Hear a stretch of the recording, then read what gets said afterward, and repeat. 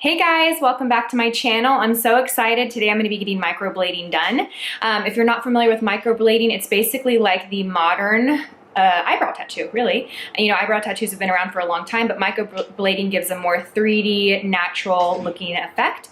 I've been wanting to get this done for a long time, and when my friend Maris, say hi Maris. Hello. When my friend Maris, who's like one of the best makeup artists in Austin, got trained and certified to do this, I was like, okay, when can you get me on your books? So she is gracious enough to let me film the whole process and has some frequently asked questions that we're gonna discuss and go over. So hopefully this video will be informative. If you're thinking about getting this done, hopefully this will answer some questions for you and show you the process. So let's go ahead and get started. Okay, so we're about to get started. Maris is awesome. She sent me an email a couple of days ago about what to expect in this appointment. So how long it's gonna take, what we're gonna do step by step, the whole process, to really kind of prepare me for what to expect for this. Since microblading is kind of a newer, I don't know, how new is it really? It's not incredibly new, but it's also not been around for like 20 years or something like that. Yeah. So yeah, I feel like it's also just blown up really recently in social media. So it feels like it's something that's totally brand new. Yeah. But it's, you know, not super brand new, but people are aware of it now. So how does microblading differentiate, is that right? How is microblading different than like what we think of when we think of eyebrow tattoos? So it's different because of the process. Normal eyebrow tattoo, what you think of, is done with a machine. It's usually a single needle. Just kind of the way a tattoo is done. Goes deeper into the skin. It's not completely permanent. It does usually fade over about 10 years, but I mean, it's 10 years. Like, that's a long time to have something. Microblading doesn't go quite as deep into the skin. It's also hair strokes. So you're actually making a cut into the skin instead of a poking action. So it's just a different process. We also use inks that aren't designed to last forever. They're designed to break down in the skin over time. Mm-hmm. So that makes the process, you know, just doesn't last as long. You're looking at 1 to 2 years. Okay, depending on, I mean... There's a lot of different factors. I mean, if you're in the sun a lot, it's not going to last as long. If you have really oily skin, that's also going to determine that. If you exfoliate a lot? Or yeah, exactly. Yeah, skincare products, all that kind of stuff has effects on it. There's a lot of different factors that can, you know, determine how long it's going to last, yeah. Is it painful? No, it can be a little uncomfortable sometimes, but I use 2 different numbing creams. And I mean, this also varies on the artist you go to. I know some people don't numb or they don't use the things that I use. My instructors taught me to use 2 different numbing solutions, and I use them throughout. I numb for 20 minutes, and then I'll use a numbing cream throughout the process as well, kind of like for spot treatments and stuff like that. So it's really, I would say it's more uncomfortable if you feel anything at all. Some people don't feel anything at all, just pressure. And then you said it lasts about 1 to 2 years. 1 to 2 years, yeah. I mean, if you're wanting to maintain it, you're going to want to come in probably every year for a touch-up. Okay. But it's not the same cost or the same time as the initial procedure. Okay. So. Neat. So who are people, like, who's a good candidate and who's not a good candidate for it? So a lot of, you know, medical reasons why you can't, you know, if you're pregnant, you obviously can't get it done. It's the same thing as a tattoo, but as long as you don't have like rosacea or eczema around that area, I mean, that's usually a red flag. There's a lot of different reasons why you wouldn't be a good candidate. I mentioned oily skin earlier. That's not a deal breaker, but the ink just doesn't stay in your skin quite as well if you have oily skin. So just you got to kind of manage your expectations and know. Yeah, and I mean, if you go to someone, you know, who is licensed and certified and really good, they're probably going to have a whole list on their website. You can actually Google that stuff too and figure out whether it's appropriate for you or not. But what about someone that has no brows? Mm-hmm. Yeah, does it look as natural? Yeah, it does. It's actually really good for that because it does look like hair strokes. Mm-hmm. So once it's healed, it just doesn't look like a tattoo. It looks like you actually have natural hair. So it's really good for people who have little to no hair, or even people who have a lot of hair. I mean, just that want like fuller brows. They don't want to have to fill them in. So basically, if you put makeup in your brows, then you'd probably be a good candidate. Yeah. Okay. Exactly. Yes. My girlfriend at dinner last night, she's really interested, but she has amazing, perfect brows. Yeah. And she's like, I don't know if I'd be a good candidate. And I was like, you really don't. I don't know what you could do to make them look any better. Me, on the other hand, I have like no brows brows. When we Yeah. take this makeup off, you're gonna be like, oh wow, yeah, you don't have much to work with.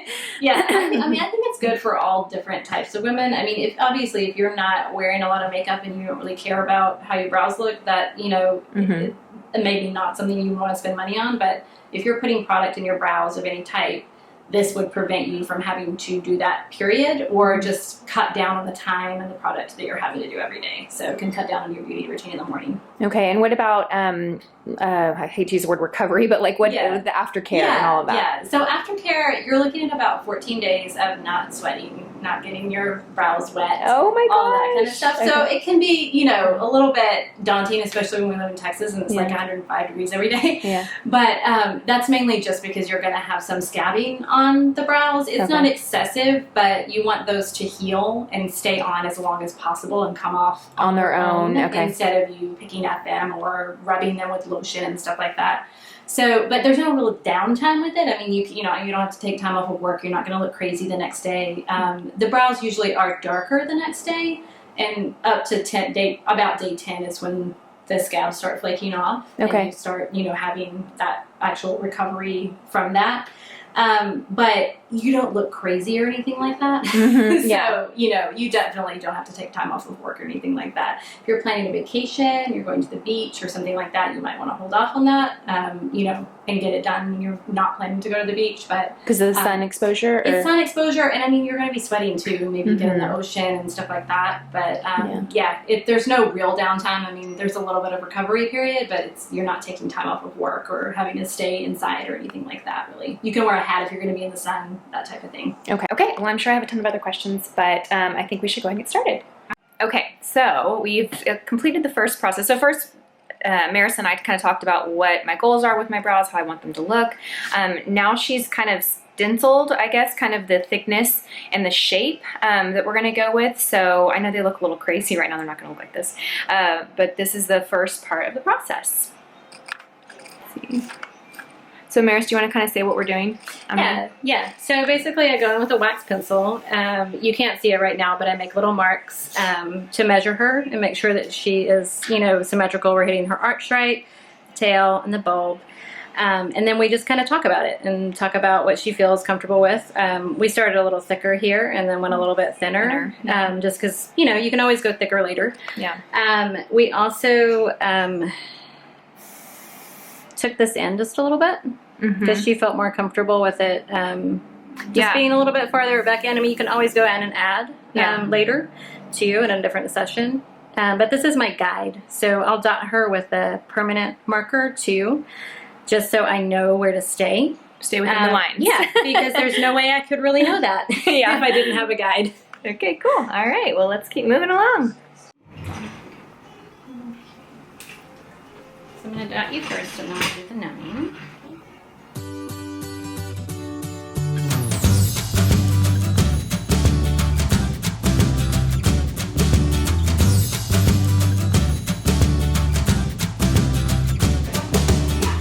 I'm going to take the blade, which I'll show you. It's this right here. And I'm just going to barely prick your skin. Okay. It kind of feels like tweezing, so like kind of annoying.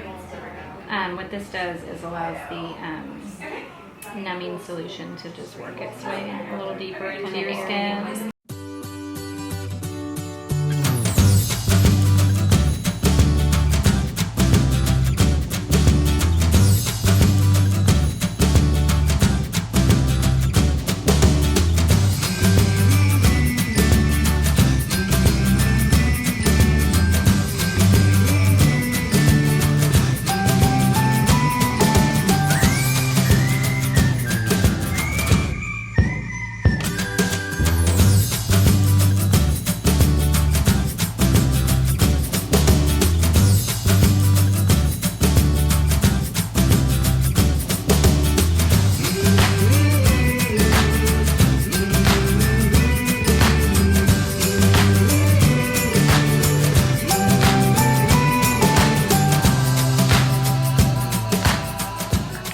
Okay, so I look fabulous, don't I? So right now we have numbing cream on right now that we're letting set for 20 minutes to like numb the area before we start the treatment. And then this is the color of ink that we've decided on using. So Maris puts it on my forehead so that I can get an idea of how it's gonna look, you know, on my brows. But not only do we apply the numbing cream, but she used this little tool here. I'll show you. It's just a little blade.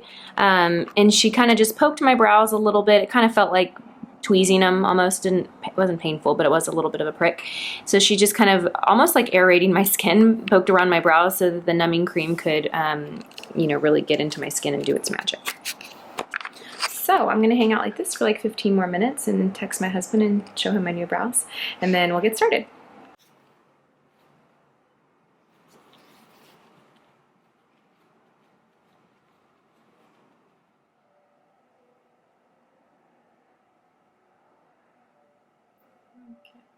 Anything. I know, it's crazy, right? Mm-hmm. You good? Yeah. Okay. How's your first cut? Oh, wow. I didn't feel anything. Usually people start feeling a little bit more like Stuff starts wearing off. yeah, but then I numb in between, so I mean, like it doesn't really feel. Yeah. Like it's just kind of annoying, you know? Mm-hmm. It's not really painful. So you're just making the haircuts. Yeah, I'm just making little incisions.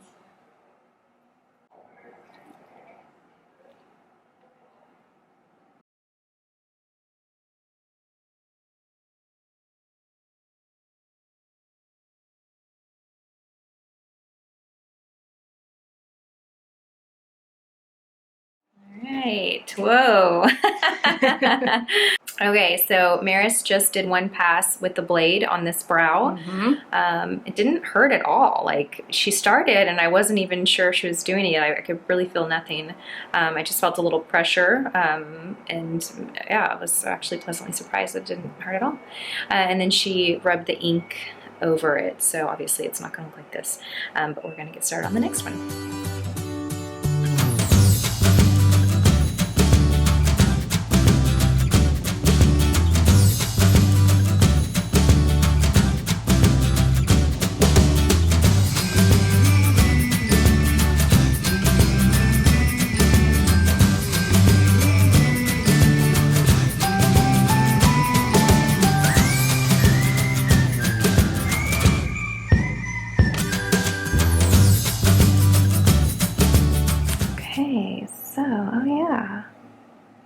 Okay, so we removed the ink. She wiped it away so you can see the hair-like strokes better.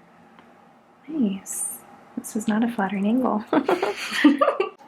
Okay, so we just went over this brow a second time and did the same process. And then Maris rubbed it in, kind of pressed the ink in. Did you just use your finger or do you have a tool? I use a little, I can't remember what they're called, but it's like a little, this is dirty with ink, but it's like a little, okay. like a little tiny kind of Q-tip. Oh, gotcha. Kind of thing.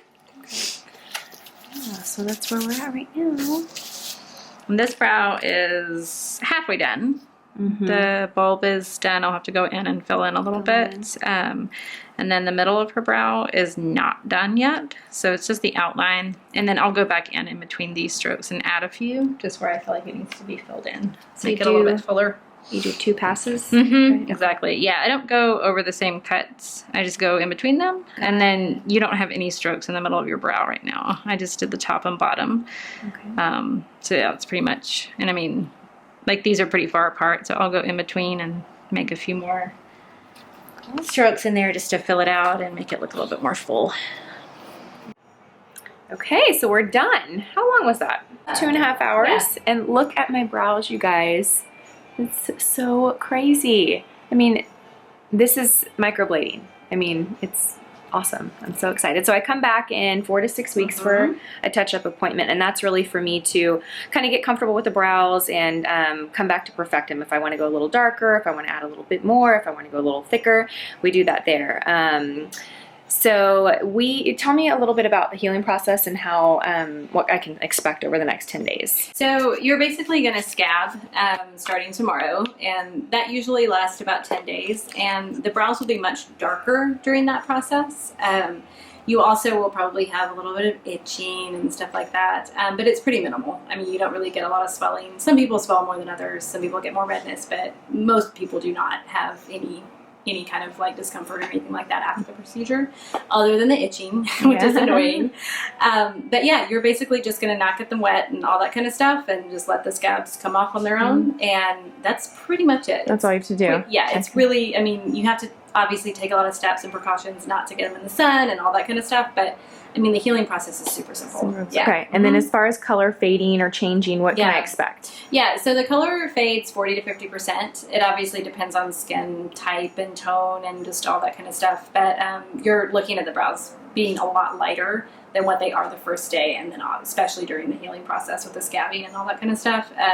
But it honestly, it really just depends on every person, and that's why the perfecting session is so important, because you just can't get it perfect the first time. There's just no way. Yeah. Well, I think we got pretty close with the shape. Definitely. Yeah. I guess the only question mark is the color am I going to want to tweak the color much? Or yeah, exactly. And that's a totally normal thing. I mean, you may want to tweak that in the future too. If you want to maintain this and get, come in every year, you may want to tweak that every year for something, if you change your hair color or something like that. And that's totally something you can do. So, well, I'm going to show one more close shot of these because I want everyone to see. So this is no makeup. This is just the microblading brow. I mean, I'm just going to call it a brow tattoo, right? Because that's what it is. I mean, you can see the hair-like strokes in the brow. It's crazy, and especially right here. So I don't actually have any hair right there. Maris just created that hair effect with the ink. It's so crazy to me. And when they heal, the strokes will be just a little bit fatter. So they'll fill a little bit more as they heal. Oh, they'll feel a little softer looking? Exactly, okay. Yeah. Okay, well that's good to know. Oh my gosh, I'm so excited. Like, I don't feel the need to put makeup in this at all. Yeah. I mean, most people don't put makeup on, I guess, after Yay! Okay, you guys. Well, I'm going to get this video out before I come back for my touch-up appointment, but of course I'm going to follow up when I have my touch-up appointment in a month or 6 weeks or so, and I'll fill you in on that as well. But thank you so much, Maris. I'm so excited. Welcome. I'm going to leave all of Maris's contact info down below. She's in Austin, so if you're in Austin or local to the area, you'll know how to get in touch with her. And anything else that you think I should provide, I'll include that in the description box and info. And leave your questions down below. I'll try and answer them the best I can as far as my experience in this whole process, and then if I need to loop Maris in to answer more specific questions, then I can definitely do that. All right, thank you guys so much for watching. I hope you guys have a great day. Bye. Hey guys, I wanted to check in with you again. It's been a full week. Today's Thursday, so it's a full week since I had the microblading done. And I wanted to kind of talk to you about the last week in the healing process and what it was like for me, because I feel like the video that I filmed the day of the appointment was very informative, but I think it's really important that you know the aftercare process and the healing process and all that, because that's a big part of it too to consider. So the night that I had it done, I filmed a couple of videos. I filmed my favorites video, and then I also filmed the Beauty Fix box unboxing video, so you can check those out. So that'll give you an idea of what my brows looked like immediately after, so within a matter of hours afterwards. The next morning I woke up and my brows were really dark, and I had been told that would happen. Maris did warn me, okay, they're gonna be really dark tomorrow. People are gonna think their brows, they always think their brows are gonna be crazy, and they get really worried. And I'm really glad she told me that, because I was pretty worried. So just know that if you're considering doing this, just know that like the next day or two, they're going to be really dark. They weren't so dark that people that didn't see me all the time would notice anything. Like I went to work and I did things, and I wasn't like, people didn't think my brows looked crazy, but people that know you really well and see your face every day, like your husband or, your spouse or yourself, it's going to be a little odd because you're not used to seeing yourself like that. So just be prepared for that.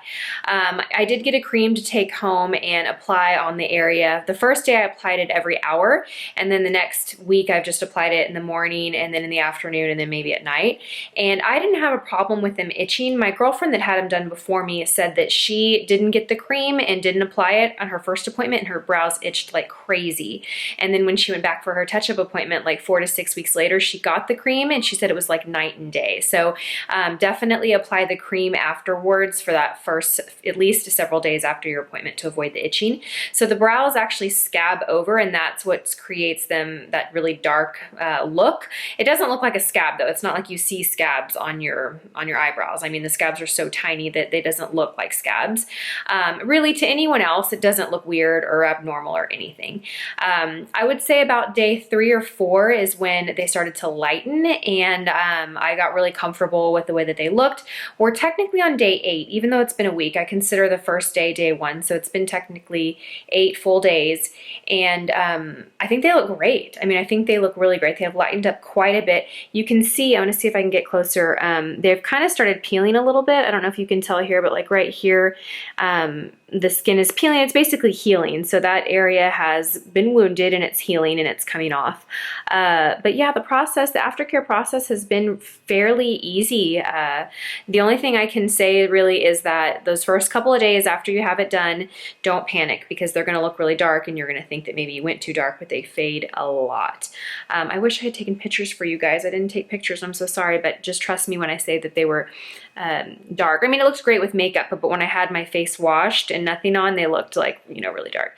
I did get lashes yesterday, so I was doing my makeup this morning, and it's the first morning that I've had lashes and brow, you know, microblading done together, and I literally cut my makeup time in half, you know, not having to do mascara and brows in the morning. But anyway, I just wanted to give you guys that update so that you would be prepared. So yeah, so I'll go back to Maris in about another 3 or 4 weeks, and we'll have my touch-up appointment.